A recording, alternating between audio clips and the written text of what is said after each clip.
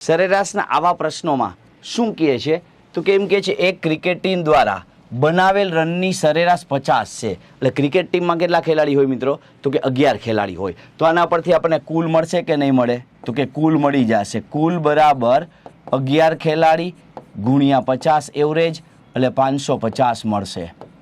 હવે તમને એવું કહે છે કે જો કેપ્ટનના રન બાદ કરવામાં આવે તો સરેરાશ 5 વધી જાય છે. એટલે કેપ્ટન નીકળી જાય તો ખેલાડી 10 થઈ જાય, પણ સરેરાશમાં 5 વધી જશે. તો એવા સમયે કુલ કેટલા થશે? તો કે 10 ખેલાડી અને સરેરાશ 55, તો ટોટલ 550 થાય છે.